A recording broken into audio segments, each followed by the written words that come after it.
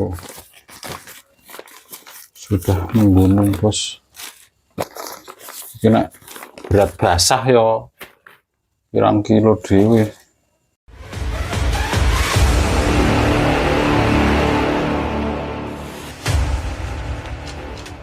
Halo, assalamualaikum warahmatullahi wabarakatuh. Ketemu lagi dengan Tom Sway, dan hari ini ketemu lagi ya kita di farm.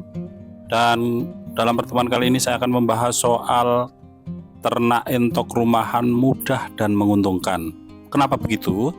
Pakan entok itu gampang ya, sebetulnya bisa didapatkan dari manapun. Salah satunya ini saya memiliki relasi atau teman yang bisa mengumpulkan nasi bungkus sisa dari semua kegiatan yang ada di wilayahnya. Bismillah. Aduh ya Allah. Nih segini guys, satu karung guys.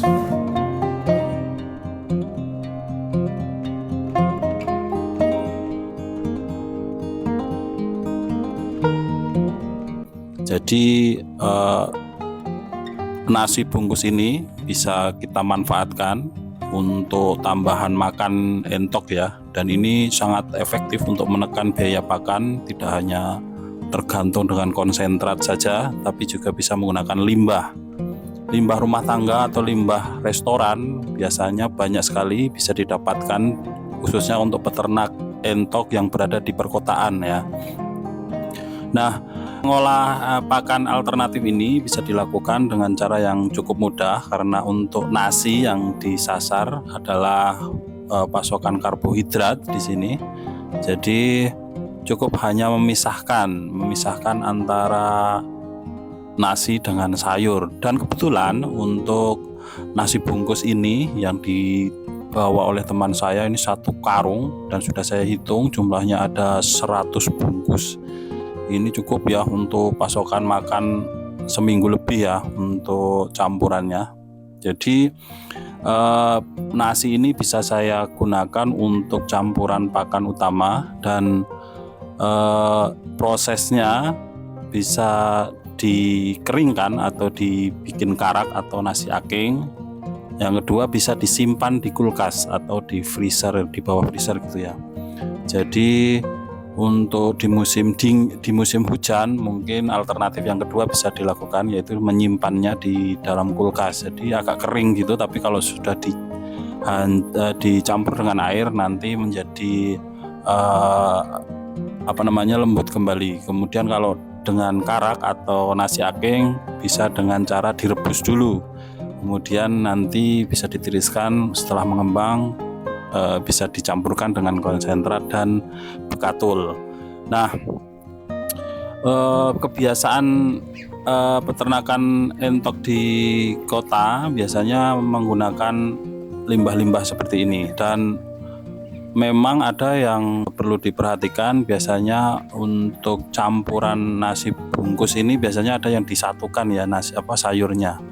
Jika disatukan ini tentu mungkin ada proses supaya menghilangkan minyak-minyaknya, karena kalau minyak itu tercampur dengan nasi itu mungkin bisa berpengaruh juga untuk produktivitas telur. Tapi kalau ini saya sudah lihat dipisah guys, antara nasi dengan sayur dan lauknya, dan ini cukup memudahkan saya untuk memisah atau mengolah nasi bungkus sisa ini. Dan ini cukup menguntungkan bagi peternak, karena memang untuk peternak entok atau peternak apapun itu menekan biaya pakan adalah salah satu solusi untuk menambah omset pendapatan atau keuntungan. Jadi ketika harus berpatokan atau mengandalkan pakan pabrikan saja, tentu saja untuk margin keuntungannya akan semakin menipis. Ketika mendapatkan pasokan pakan alternatif, tentunya yang memiliki kandungan nutrisi yang baik, tentu ini sangat menguntungkan. Di kandang kami juga entok ketika diberikan makanan ini juga cukup lahap ya makannya seperti biasanya, dan pertumbuhannya juga cukup bagus.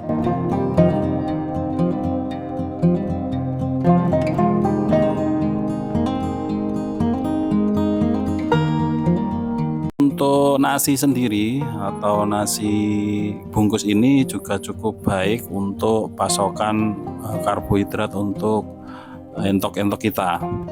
Jadi selain karbohidrat, entok juga butuh protein, kemudian ada kalsium dan suplemen lainnya. Untuk protein sendiri bisa didapatkan dari konsentrat atau saya juga menggunakan daun indigo vera, biasanya saya campur dengan itu.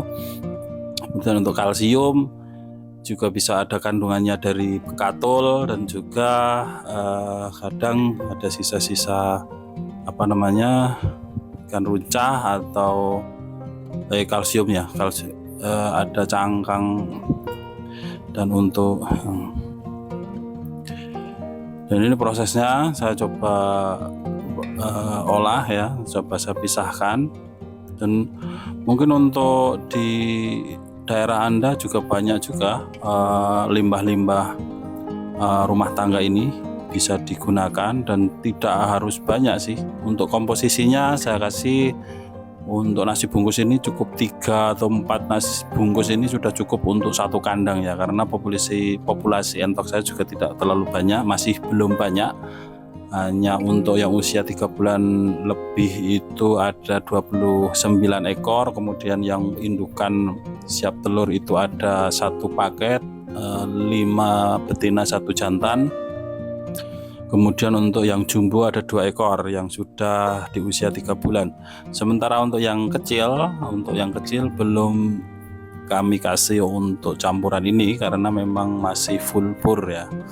Jadi cukup menguntungkan ya berternak entok rumahan ini, dan cukup menguntungkan juga, tidak ada barang yang tersisa atau terbuang sia-sia ya untuk makanan ya, bisa diproses di pinggir rumah. Tapi harus diperhatikan untuk pemberian pakan sisa ini memang harus diproses sedemikian rupa, khususnya untuk memisahkan minyaknya.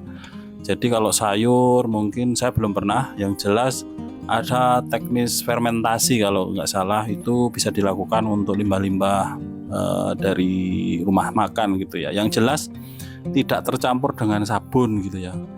Biasanya di restoran-restoran atau rumah makan itu bisa saja kita menembusi ke pihak rumah makan untuk mengambil nasi sisa itu dengan minta dipisahkan gitulah, dipisahkan dari sabun gitu. Jadi menyediakan tempat tersendiri untuk memisahkan nasi dan sabun.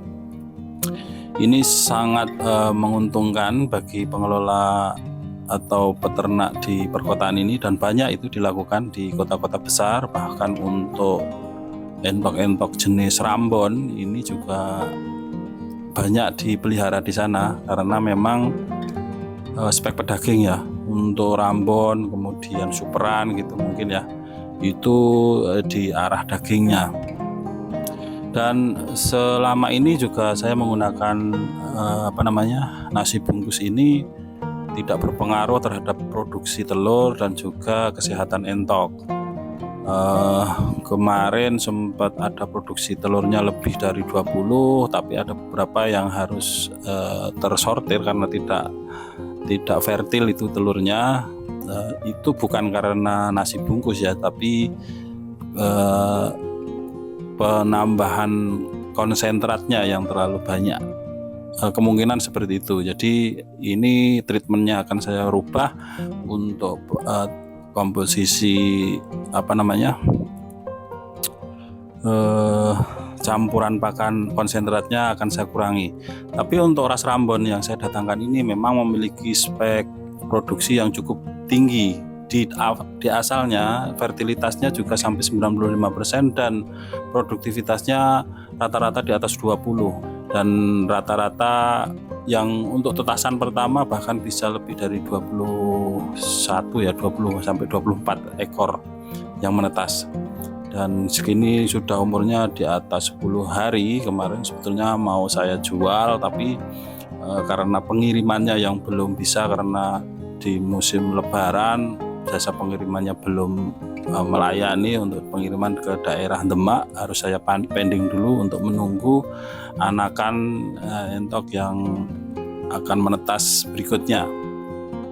Beberapa indukan juga sudah mulai bertelur kembali, ada 4 butir, yang satu yang sisa yang 5 kemarin 5 sortir juga masih dirami, kemungkinan itu juga fertil dan akan menetas. Mungkin itu untuk pertemuan kita hari ini, proses pengolahan limbah rumah tangga ya. Jadi sekali lagi untuk tema kali ini yaitu ternak entok rumahan, mudah dan menguntungkan, bisa memanfaatkan limbah rumah tangga. Dan untuk di daerah perkotaan yang dekat dengan restoran boleh coba dijajal ya, boleh dicoba untuk kerjasama mungkin, atau menembusi rumah makan yang terdekat untuk dilakukan kerjasama, di mana daripada terbuang sia-sia, sisa makan dari restoran itu lebih baik bisa kita tembusi ya. Kuncinya jangan malu lah, karena usaha harus didasari dengan semangat dan tidak boleh malu. Mungkin sampai di sini dulu ya pertemuan kita hari ini. Jangan lupa dukung kami, dukung channel ini supaya terus berkembang. Jangan lupa subscribe, like, comment, share, tekan tombol lonceng supaya dapat update video terbaru dari kami. Salam seduluran Selawase, salim dari Tom Swift, mantap.